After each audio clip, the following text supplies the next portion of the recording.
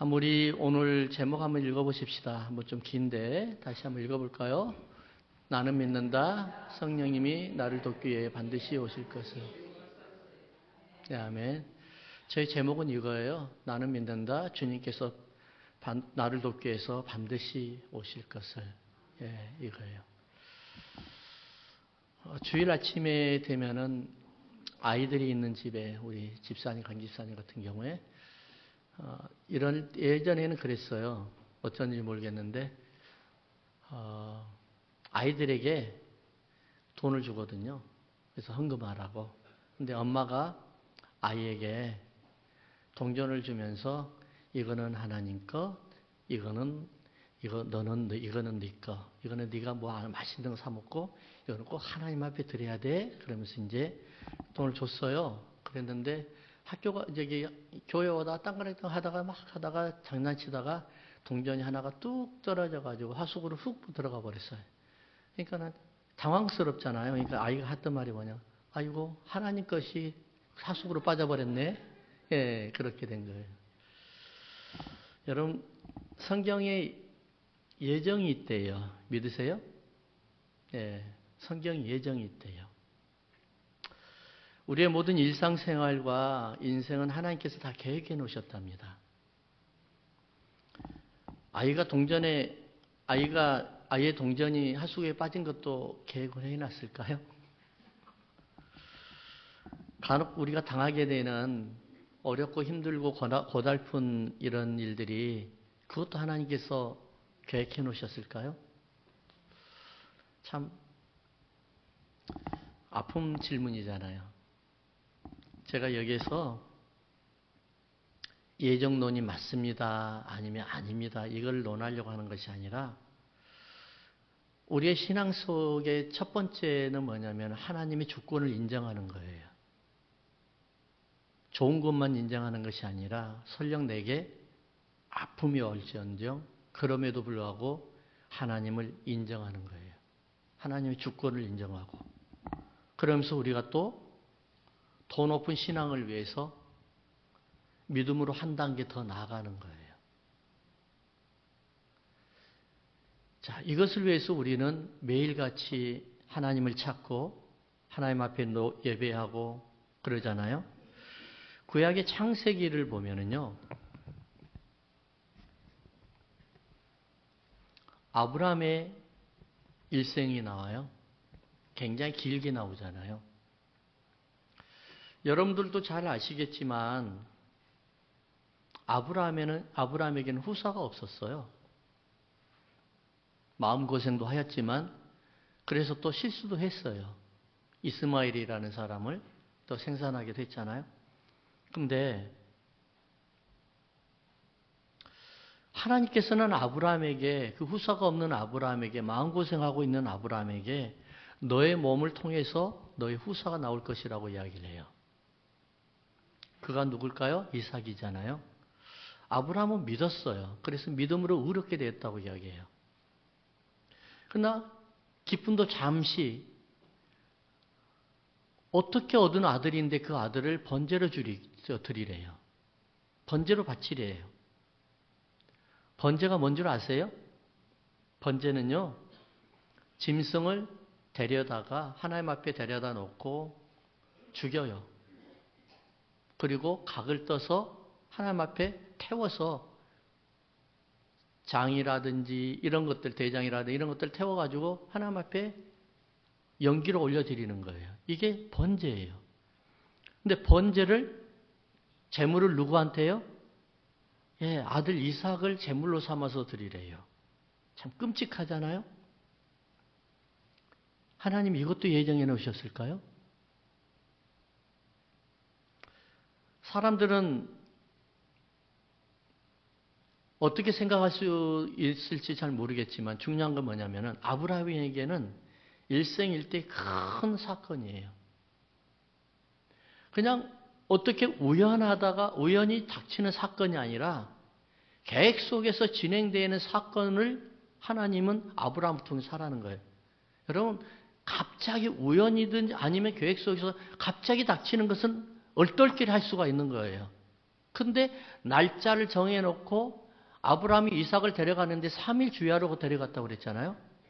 계획을 가지고 엄청난 고난을 겪기 위해서 나아가는 것은 보통 사람이 할 수 없어요. 이거는. 그래서 예수님인 거예요. 예수님의 마지막은 죽음인 줄 아시면서도 엄청난 고통인 줄 아시면서도 죽음을 향해서 한 발짝 한 발짝 계속해서 나아가고 있는 거예요. 성도의 참신앙이 이거예요. 주의 일 열심히 하면 고통인 줄 알아요. 힘든 거 알아요. 험한 곳에 선교지에 가면 죽을 수도 있다는 것도 알아요. 주의 일 열심히 하면은 사람들에게 입방아 놀리는 것, 여기 당하는 것도 이런 것도 알게 되고 사람과 부딪히는 것도 알게 돼요. 그러면도 그거 불구하고 우리는 주님 앞에 계속해서 나아가는 거예요. 이게 바로 진정한 신앙인 거예요. 이게 바로 진정한 믿음인 거예요. 나는 그거 하기 싫으니까 나는 더 이상 안 하겠습니다 하는 것은 이거는 아니죠. 얼떨결에 닥쳤던 시험을 이겨낼 수 있는 거는 우리도 그거는 할 수도 있고 못할 수도 있어요. 하지만 정해져 있는 그 고난을 향해서 달려갈 수 있고 나아갈 수 있다는 것은 어마어마한 믿음인 거예요. 모리아산이 어떤 산입니까? 아브라함에게는요, 엄청난 상처의 산이에요. 또한 축복의 산이기도 해요. 절대로 잊을 수 없는 산이 바로 아브라함에게는 모리아산이에요. 아들을 바치려고 나아갔다가 하나님께서 반대로 역전시켜버린 것이 바로 아브라함이 당했던 그 모리아산인 거예요. 자, 이 모리아산을 하나님께서는 또 오늘 본문을 가지고 나오셨어요. 볼까요? 역대하 3장 1절 볼까요? 1절. 솔로몬이 예루살렘 모리아산에 여호와의 전 건축하기를 시작하니 그곳은 전에 여호와께서 그의 아버지 다윗에게 나타나신 곳이요 여부스 사람 오르난의 타작마당에 다윗이 정한 곳이라. 지금 보세요. 모리아산에다가 성전을 건축하려고 하는데 이 성전 건축하는 모리아산에 대한 역사를 이야기하고 있는 겁니다. 이 역사를 이야기하는 건 뭘 이야기하는 거예요? 하나님이 모리아산을 선택하는 것은 우연으로 선택하는 것이 아니라 하나님께서 예배하시고 계획하시고 예정하셨던 것을 사람들을 통해서 그리고 수많은 세월을 거쳤던 그 지나갔던 사람들을 통해서 예정하셨던 곳이라고 이렇게 말씀하고 있는 겁니다. 자, 그러면은 솔로몬이 예루살렘 모리아산에 여호와의 전 건축하기를 시작하니라는 거예요. 왜 모리아산일까요? 왜 모리아산이에요? 하나님께서는 왜 모리아산을 거기에다가 하나님의 축복과 저주를 더 동시에 그리고 또 저주를 축복으로 만들어버리는 그 지역으로 만들었냐 말이에요. 모리아산은요, 저주와 축복이 뒤바뀐 산이에요. 인생의 고난을 가지고 고통을 가지고 슬픔으로 올라갔던 모리아산이 이제는 축복을 가지고 내려오는 산이 바로 모리아산이에요. 아브라함이 고통과 고난을 가지고 자식을 잃을 만한 큰 고난을 가지고 올라갔던 산이 바로 내려올 때는 아브라함과 춤을 추면서 파티를 하면서 즐겁게 하나님을 찬양하면서 내려오는 산이 바로 모리아산인 거예요. 그래서 우리에게는 하나님 앞에 헌신한 거 고통스러워요. 나가는 거 고통스러워요. 힘들어요. 어려워요. 받기가 너무 힘들어요. 그럼에도 불구하고 그 결과는 하나님 앞에 찬양하면서 내려올 수 있는 곳이 바로 뭐예요? 모리아산인 거예요. 축복이 저주가 축복으로 바뀐 산, 이 산이 바로 모리아산인 거예요. 그래서 모리아산은 나중에는 예수님께서 마지막 결정체를 만들어내는 겁니다. 예수님께서 십자가에 돌아가셨던 그곳이 바로 그 지역이 바로 모리아의 지역이에요. 모리아산이에요. 그래서 모리아산을 갈보리산이라고도 하고 골고다 언덕이라고도 이야기하고 해골이라고도 이야기를 해요. 왜 해골일까요? 거기서 많은 사람들이 죽었기 때문에 그래요. 그래서 해골이 막 널리 퍼져 있었대요. 당시에. 정상적인 사람이라고 하면은 절대로 가고 싶어 하지 않는 곳이 모리아산인 거예요. 여러분 보세요. 주의를 하는 게 힘들거든요. 그렇잖아요. 특별히 무슬림 지역에 가서 선교하는데 힘들어요. 생명을 걸어놓고 해요. 자기만 하는 것이 아니라, 자기만 생명을 거는 것이 아니라 내 자녀들까지, 내 온 가족을 다 걸어놓고 하는 것이에요. 근데 그것을 몰라서 들어갔을까요? 알면서도 들어가는 거예요. 알면서도. 이 저주의 산 모리아산을 올라가고 싶은 사람 누가 있겠어요? 그럼에도 불구하고 올라갈 수 있는 것은 올라감으로 인해서 하나님께서 기뻐하시기 때문에 그러는 거예요. 내가 그곳에 가서 전도하고 선교하는 것이 하나님의 기뻐하시는 것이기 때문에 그러는 거예요. 우리는 예수님께서 왜 이 모리아산을 몰랐을까요? 다 알고 있었죠. 유대인으로서는 자기가 그 모리아산 골고다 언덕에서 십자가 매달려 죽으실 것을 다 알고 계셨죠. 그곳이 바로 아브라함이 이삭을 바쳤던 그 산이라는 것도 다 알고 계셨고, 솔로몬이 성전을 건축해서 그 하나님을 예배했던 것도 그것도 다 알고 계셨죠. 역사를 쭉 다 알고 꿰뚫고 계시죠. 왜냐하면은 예수님 자체가 역사하시기 때문에 그러는 거예요. 역사를 주관하신 분이기 때문에 그러는 거예요. 우리나라를 보면은요, 대단한 나라라는 그런 자부심을 가지게 돼요. 하나님이 함께 하신다는 것을 너무너무 보여주는 곳이 바로 사실 우리나라예요. 우리나라를 들어가기 전에 세계를 한번 보자고요. 기독교가 들어가 있는 곳에 번영이 없었던 곳이 있었나요? 유럽 한번 봐보세요. 너무 번영하다 보니까 이제는 하나님을 밀어내고 있어요. 미국이 그러더니만 지금 우리나라도 그러고 있어요. 기독교가 들어오면 반드시 번영이 일어나고요. 반드시 번영이 일어나면 또 하나님을 밀어내게 되어 있어요. 이게 사람이, 여러분들 지역만 그럴 줄 아세요? 여러분들은 안 그럴 줄 아세요? 사람이에요, 이게. 이게 아담의 자손이라는 거예요. 내 속에서는 항상 죄가 가 있는 거예요. 죄가 뭐냐면 하나님을 밀어내는 거예요. 하나님을 밀어내는 거.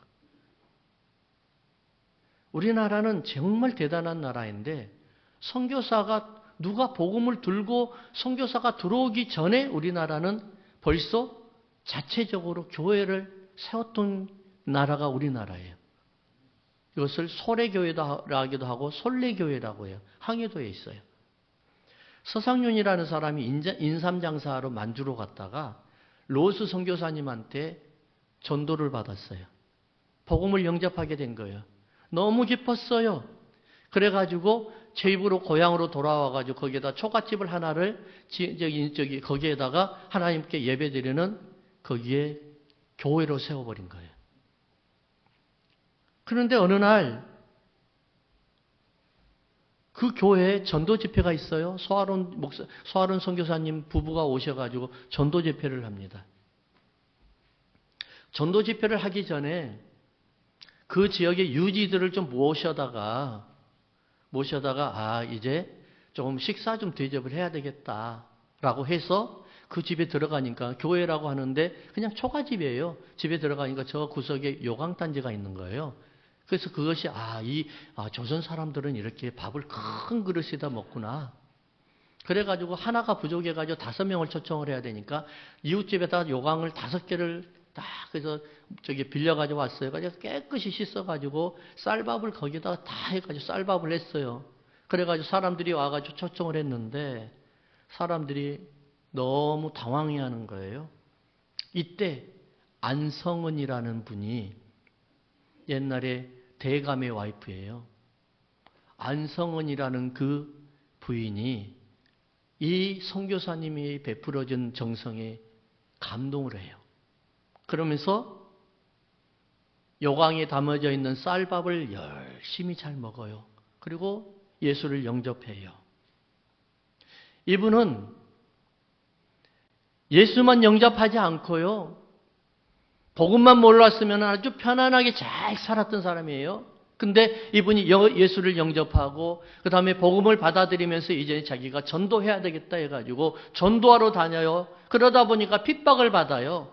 사람들에게, 서양 사람들이 잘못된 종교를 전파한다 해가지고 얼마나 많은 핍박을 받았는지도 몰라요. 그럼에도 불구하고 그 여인은 열심히 전도하고 다녀요. 그러면서 핍박을 받으면서 전도해요. 그래서 하나님께서 이때 이 부인에게, 이 가정에게 보상을 해주는데, 어떻게 보상을 해주느냐?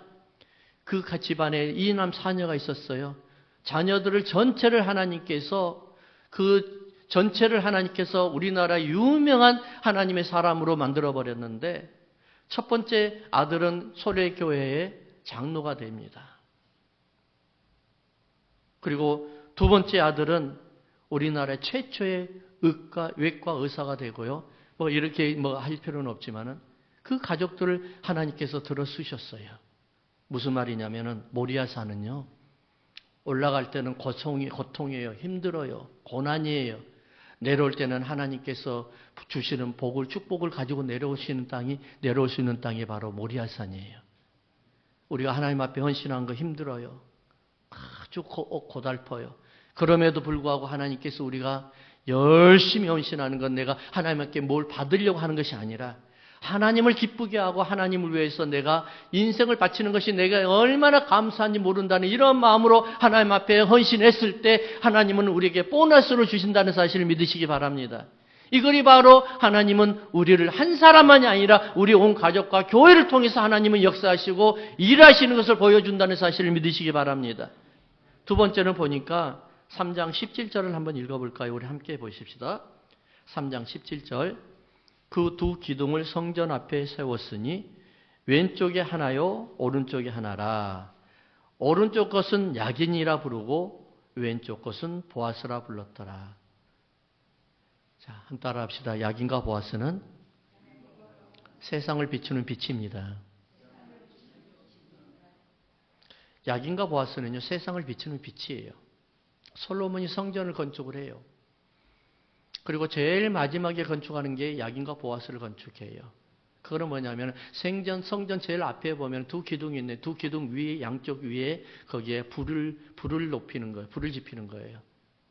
불을 밝히는 것이 바로 그게 야긴과 보아스예요. 사람들은 그래요. 하나님의 임재가 어떻게 하면 내게 나타날 수 있고 교회가 나타날 수 있습니까? 하나님의 임재를 사모하는 사람들이 참 많거든요. 그래요. 저도 그래요. 나는 매일처럼 하나님의 임재 속에 살아가길 원해요. 에녹처럼 하나님과 동행하길 원해요. 근데 나는 나중에 알고 봤더니 이미 나는 하나님과 동행하고 있어요. 내 안에 계신 성령님이 나와 동행하고 있더라고요. 나는 특별하게 하나님이 나를 통해서 동행할 줄만 알았거든요. 하나님의 임재가 나를 통해서 특별한 때만 올 줄 알았거든요. 근데 나는 이미 예수님을 믿자마자 내 안에 계시는 성령님과 함께하고 있는 거예요.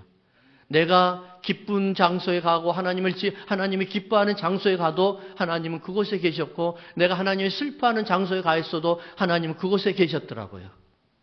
내가 하나님을 인도하고 다녔었던 거예요. 내 안에 계신 성령님을 내가 인도하고 다녔던 거예요. 이런 하나님의 임재를 그리워하는 사람들이 있었어요. 누굴까요? 이스라엘 백성들이에요. 때가 되면은, 그리고 또 어려운 일을 당하면은, 고통을 당하면은 하나님을 찾길 사람들은 하나님 찾을 수밖에 없어요. 그럴 때마다 하나님의 성전으로 올라가야 되는데 깜깜해요. 어두워요. 하나님이 보이지가 않아요. 그러다 보니까는 불을 밝혀가지고 하나님의 임재 있는 곳에 천천히 넘어지지 않게 계단을 올라가는 것이에요. 이것이 바로 뭐예요? 야긴과 보아스예요. 그래서 야긴과 보아스는 두 가지의 목적이 있었어요. 첫 번째는요, 성도들이 하나님 앞에 나오는 길을 밝혀주는 그 빛이 되기도 하지만은, 두 번째는 내가 여기 있노라, 하나님이 여기 계신 곳을 알려주는 것이 바로 야긴과 보아스인 거예요. 세상 사람들은 어둠에 살고 있었어요. 깜깜한 어둠이에요. 고통 속에 살아가요. 그러다 보니까 기도하고 싶어요. 하나님을 만나고 싶어요. 내가 하나님을 만나서 결단을 내려야 되겠어요. 그러는데 내가 하나님을 찾아갈 길이 없는 거예요. 내가 여기 있노라 하면서 하나님의 불을 밝혀주는 것이 바로 어디예요? 야긴과 보아스예요. 예수님께서 들려주셨던 열천에 대한 예화예요. 물론 이 말씀은 종말에 대한 말씀입니다. 예수님께서 재림에 오실 때 등불을 밝히는 자, 등불 위에 기름이 없어서 밝히지 못하는 사람들에 대한 예화예요. 그러나 오늘 말씀 중에 이 예화를 적용시키는 것은 등불의 사용 목적이 지금 이 야긴과 요아스와 같은 목적이기 때문에 그래요. 대개 혼인잔치를 하면 이스라엘에는 들러리들이 신랑이 오는 길을 신랑이 오기까지 기다리고 있어요. 등불을 켜고 있어요. 왜냐하면 언제 올지 몰라요. 밤에 올지 낮에 올지도 몰라요. 그렇기 때문에 신랑이 오다가 혹시라도 논둥이에 빠져버릴지 아니면 구렁텅이에 빠져버릴지 아니면 어떻게 될지는 몰라요. 그리고 신부집을 잘못 찾아갈지 남의 집을 찾아갈지 모르니까 어떻게 해요? 목적지를 알려주는 거예요. 그리고 두 번째는요. 신랑이 오다가 넘어지지 않도록 불을 밝혀주는 거예요. 이것이 바로 야긴과 요아스예요. 교회가 이렇게 돼야 되는 거예요. 성도가 이렇게 되는 거예요.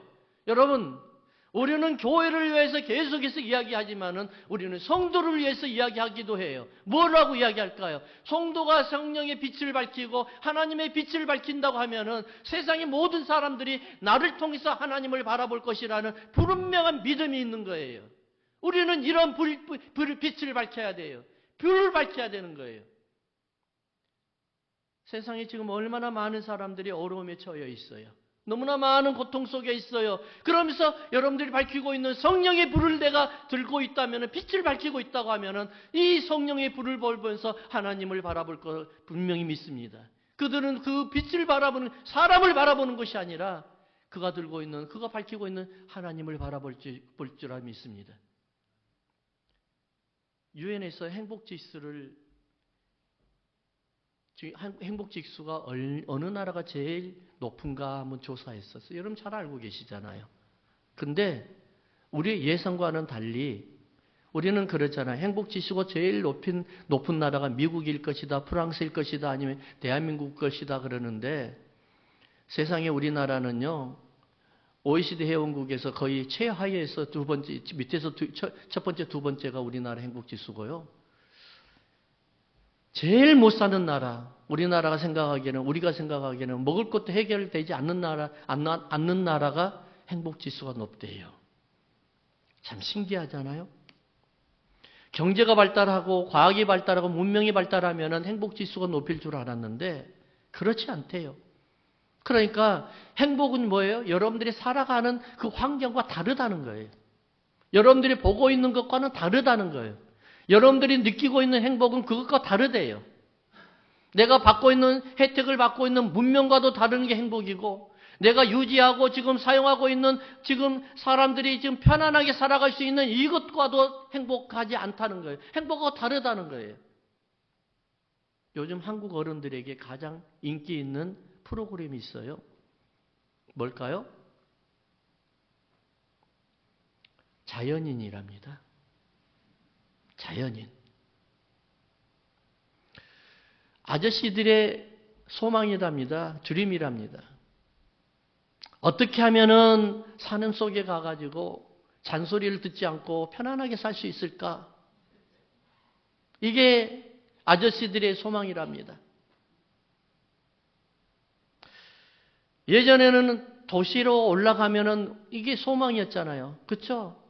젊어서 무조건 태어나가지고 그 다음에 좀 학교 좀 공부하다 보면 어떻게 하든지 내가 성공하기 위해서는 도시로 올라가야 된다고 생각을 했잖아요. 성공해야만이 우리가 행복하다고 생각을 했잖아요. 엄마들한테 아버지들한테 들었던 맨날 했던 말이 뭐예요? 너의 공부의 실력이 바로 너의 행복을 만들 거야 라고 이야기했잖아요. 근데 지금 뭐예요? 행복한 게 공부의 실력이었나요? 경제 발전이었나요? 문명의 발달이었나요? 아니었잖아요. 행복은 뭘 이야기하는 거예요? 사람들이 보는 행복은 자연 속에 있다는 거예요. 자연 속에. 그럼 자연을 누가 다스려요? 하나님이 다스리는 거잖아요. 하나님의 주권 속에 다스리는 거잖아요. 그것에 하나님의 행복이 있다는 거예요.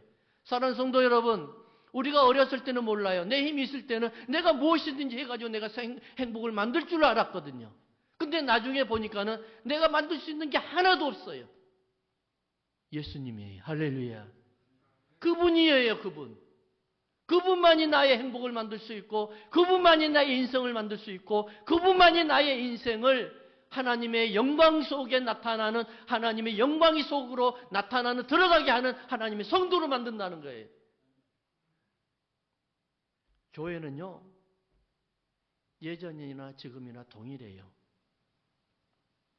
세상은 너무 많이 변해있잖아요. 예전엔 세대 차이가 이렇게 급속도로 벌어지는 적이 없었어요. 예전에는 한 세대를 30년으로 봤어요. 근데 지금은요, 한 세대를 10년도 안 볼 거예요. 10년만 차이 나도 세대 차이를 너무 많이 느낀대요. 교회는 그러나 여전해요. 저는 정말 제일 내가 부러운 게 뭐냐면, 선교제에 가게 되면은 한인교회를 가서 예배를 드리잖아요. 어린아이들, 어르신들, 중년들 다 같이 모여가지고 예배를 드려요. 그게 문화예요. 얼마나 아름다운 모습인지 모르겠어요. 믿음은 세대가 없어요. 하나님은 세대가 없는 거예요. 우리가 신앙생활하는 거 세대가 없어요. 방법이 조금씩 달라진 것뿐이에요. 기도의 방법이 달라졌나요? 안 달라져요. 하나님의 말씀이 달라졌나요? 안 달라졌어요. 찬양이 달라졌나요? 안 달라졌어요. 중요한 거는 세대에 따라서 조금씩 다양성을 가지고 있는 문화의 예배이니까 그러는 거예요. 우리는 이것을 인정을 하는 거예요. 단 교회에서는 생명을 구원한 것이에요. 하나님을 만나게 하는 장소예요. 어렵고 힘든 사람들이 와서 교회에 와서 회복을 하는 것이요. 주님을 만나서 그곳에서 병이 치유되는 것이요. 그것이 바로 교회라는 것이에요. 이것은 변하지 않는 거예요. 2000년 전이나 지금이나 다음 또 후에 2000년 후라도 교회는 이것은 변하지 않아요. 왜냐하면 그곳에 하나님이 계시기 때문에 그래요. 이것이 바로 성령의 불꽃이 있기 때문에요. 야긴과 요하스가 비추는 성령의 빛이 그곳에 있기 때문에 그러는 거예요. 그래서 교회는 기적이 일어나야 돼요. 우리는 기적이라고 이야기하지만 하나님의 입장에서는 늘상 일어나는 거예요. 만나가 일어나야 나와야 되고요. 예수의 배에서 생수가 흘러나와야 돼요. 세상에 줄 수 없는 그 행복을 우리는 교회에서 경험하는 거예요. 세계 2차 대전 이후에 유대인들이 유월절이 되면 꼭 불렀던 노래가 있었습니다. 아니 마밈이라는 노래예요. 아니 마밈. 아니 마밈이라는 나라가 노래 그 가사 이름이 뭐냐면은 나는 믿는다. 아니 마밈. 나는 믿는다. 이 말이, 이 단어의 제목이 바로 나는 믿는다예요. 이 노래는 아우슈비츠 수용소에서 이스라엘 백성들이, 유대인들이 얼마나 고생을 하고 있었습니까? 지금 죽음에 끌려가가지고 언제 내가 가스실에 시험 대상으로 사용될지 모르는 그 죽음의 지금 시간을, 촉박을 다리고 있는 그 시간을 기다리고 있는 곳이었습니다. 그때 유대인들은 이런 노래를 불렀습니다. 제가 한번 가사를 읽어드릴게요. 아니마민 노래. 나는 믿는다. 나의 메시아가 나를 돕기 위해 반드시 나를 찾아오리라는 사실을. 그런데 사람들은 너무 서두른다. 사람들은 너무 서둘러 믿음을 포기한다. 이게 아니마밈의 가사의 한 일부분이에요. 나는 믿는다. 나의 메시아가 나를 돕기 위해서 반드시 오실 것을 믿는다라고 노래하다가 나중에 노래 가사를 살짝 바꿨어요. 그런데 사람들은 너무 서두른다. 사람들은 너무 서둘러 믿음을 포기를 한다. 라고 바꿨어요. 사람들은 자기 동료들이 비참하게 가스실로 불려나가는 모습을 보면서 다음 절을 이렇게 슬프게 불렀습니다. 그런데 때때로 그 메시아는 너무 늦게 오신다. 라고 불렀습니다. 모두가 이렇게 부르고 있었을 때 너무나 이 슬픈 노래 아니에요. 죽음을 기다리고 있는 슬픈 노래. 하나님께서 반드시, 예수님께서 반드시 오셔가지고 우리를 생명을 구원해 주실 거란 믿음의 확신을 가지고 있었는데, 오늘 기다려도 안 오고 내일 기다려도 안 되고 안 오는데 여전히 계속해서 사람들은 가스실에 불려가가지고 계속해서 죽은 시체로 나오니까 얼마나 사람들은 죽음에 대한 공포가 떨었겠어요. 근데 여기에서 그래도 믿음이 흔들리지 아니하는 한 젊은 외과 의사가 있었습니다. 그 외과 의사는 확실한 믿음을 가지고 이렇게 노래를 가사를 고쳐서 부르기 시작합니다. 나는 내가 하늘에 올라갈지라도 메시아는 거기 계시며, 무슨 말이에요? 내가 죽어서 하늘에 올라갈지라도 메시아는 그곳에 계시며, 웅비에 내 자리를 펼지라도 나의 메시아는 거기에 계실 것이다. 내가 새벽 날개를 치며 바다 끝에 가서 거할지라도 메시아는 곧 거기서 나를 인도하시며 주의 오른손이 나를 붙들 것이라. 이렇게 가사를 고쳐가지고 부르기 시작을 합니다. 그런 자신의 삶에 대한 하나님의 뜻이 있기에 수많은 사람들이 죽어가는 상황 속에서도 나는 절대로 죽지 않을 것입니다 라는 확신을 가지고 기도하고 메시아를 기다리기 시작했습니다. 그래서 수많은 사람들이 상황실로 가스 시험실로 끌려가기 위해서 기다리고 있고, 그 다음에 온 인생을 포기해버린 것처럼 수염도 깎지 않고 머리도 빗지 않고 씻지도 않고 그냥 다 포기해버린 사람으로 있었는데, 그 사람은 외과 의사만은 그렇지 않고 있었습니다. 당장이라도 주님이 나를 구해 주시면 나는 금방이라도 걸어 나가야 되겠다 하고 수염을 깎고, 그리고 계속해서 몸을 다 단정하고 온몸을 옷 단정하고 기다리고 있었습니다. 아침마다 낫지 군병들이 데리고 들어와가지고 한 사람씩 데리고 나갑니다. 그러는데 사람들을 쾌쾌한 사람들은 다 데리고 가는데 웬일인지 이 외과 의사는 한 번도 눈을 마주쳤는데도 안 데리고 갑니다. 왜냐하면 너무 하얀 얼굴에다가 수염이 다 깎여져 있고 정돈되어 있고, 너무나 그 창백한 얼굴에서 눈빛이 강렬한 빛을 보였기 때문에 그 외과 의사는 놔두고 다른 사람부터 데리고 가기 시작했습니다. 드디어 이제는 전쟁이 끝났습니다. 그리고 전쟁이 끝나면서 이제 많은 사람들이, 죽었던 사람들과 살아남았던 사람들이 수용소 문을 빠져나옵니다. 그래서 원래의 노래로 찬양을 또 고쳐서 부릅니다. 나는 믿는다. 나의 메시아가 나를 돕기 위해 반드시 나를 찾아오리라는 사실을. 그러면서 고통 속에서 죽음을 택하는 것은 가장 쉽고 가난한 나태한 방법이라고 이야기를 합니다. 수용소 나와서 이렇게 이야기를 합니다. 그의 일기 속에 쓰여 있던 이야기입니다. 고통 속에서 죽음을 택하는 것은 가장 쉽고 나태한 방법입니다. 죽음은 이렇게 서두른 것이 못 됩니다. 그러나 죽음 앞에서 살아보려는 의지, 부활의 의지, 이것이 바로 하나님의 새로운 창조입니다. 이 젊은 의사는 전쟁이 끝나가지고 수용소에 나와서 스웨덴으로 갔어요. 스웨덴에 가가지고 거기서 병원을 개업을 합니다.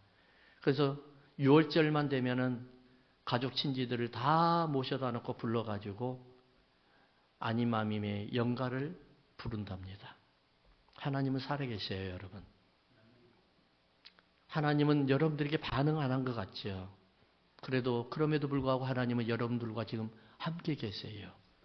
동행하고 계세요. 여러분들의 아픔이 바로 하나님의 아픔이에요. 이스라엘 백성들이 애굽의 바로에게 핍박을 받을 때 하나님께서는 하늘에서 얼마나 보고 듣고 그 다음에 그들을 위해서 얼마나 가슴이 아파했는지 몰라요. 하나님께서는 이 땅에 내려오셔서 여러분들의 상처를 꼬매 주셨습니다. 그리고 우리의 기도가 응답되지 않는 것을 우리는 불평할 수 있는 그런 환경을 가지고 있는 사람들도 있어요. 분명히 있을 거예요. 하나님 왜 이렇게 더디 오십니까? 하나님 왜 이렇게 나를 내버려 두십니까? 내가 얼마나 고통스럽게 살아간지 하나님 알고 계십니까? 그러면서 실망하면서 나는 어쩔 수 없어. 하나님은 나를 버린 것 같아. 하면서 살아가는 수 있는 사람들이 있을 거예요. 그러나 여러분, 하나님은 여전히 여러분을 사랑하세요. 절망의 한복판에서도 유대인의 노래처럼 아닙니다. 그가 늦게 오시는 것은 우리가 너무 서두르기 때문입니다. 내가 서두르어서 하나님이 늦게 오는 것처럼 보이지 하나님은 반드시 정시에 오셔서 반드시 치료하시고 회복하시고 우리의 인생을 변화시켜 주실 것입니다. 모리아산에 올라갈 때는 더디고 올라가기 힘듭니다. 그러나 모리아산을 다시 내려올 때는 빠른 길로 총총걸음으로 내려올 수가 있습니다. 이것이 바로 우리의 인생이 될 줄 믿습니다. 하나님 아버지, 오늘도 저희들은 주님을 찬양합니다. 죽음의 공포 속에서 주님을 기다리는 유대인들처럼 우리는 우리의 고통 속에서도 주님을 기다리는 하나님의 작은 자녀들에 불과합니다. 그럼에도 불구하고 우리 주님은 계속해서 더디 오시는 것을 우리는 원망하고 불평할 때가 있었습니다. 그러나 주님은 반드시 주님의 계획 속에서 예정 가운데 시간 가운데서 분명히 오신 줄을 믿습니다. 그래서 언젠가는 분명히 오셔서 우리의 고통을 싸매 주시고 우리의 문제를 해결해 주시고 우리의 모든 절망의 끈에서 소망의 끈으로 바꿔 주실 줄을 믿습니다. 우리 사랑하는 성도들이 하나님 앞에 소망을 가지고 나가는 성도들 되게 해주시고 날마다 주님을 부르면서 주님 앞에 아버지 기적의 하나님이 나의 가운데 인생 가운데 오셨습니다 하며 기뻐하며 찬양하는 그들 될 수 있도록 도와주시옵소서. 감사하며 예수님의 이름으로 기도하옵나이다. 아멘.